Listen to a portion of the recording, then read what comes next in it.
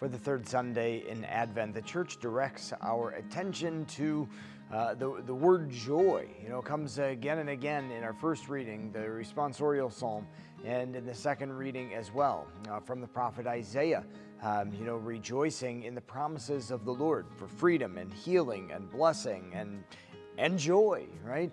The psalm as well, we hear, that my soul rejoices heartily in the Lord, right? And St. Paul as well, commands us, calls us to rejoice in the Lord always, no matter what's going on, rejoice in the Lord.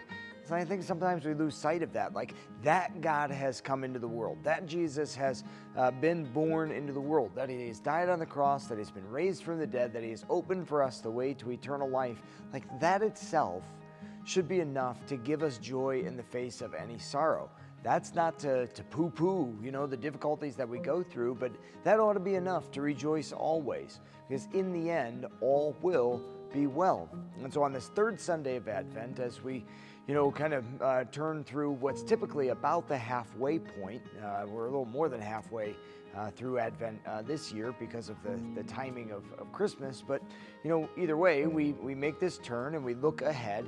We rejoice because the Lord is near to us. Our celebration at Christmas, but also just his presence in our hearts. And we take this time, this moment, to really be attentive to those places where he is present to our hearts right now, to be mindful of his nearness, to be mindful of this present moment in the midst of the hustle and the bustle of this season.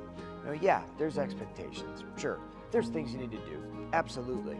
But in this moment, just stop and pause and be present to the Lord, be present to yourself. Take a break from, thinking so much about what you need to do, and just be present to yourself and the Lord, who is always present, always faithful to the promises that he makes to us.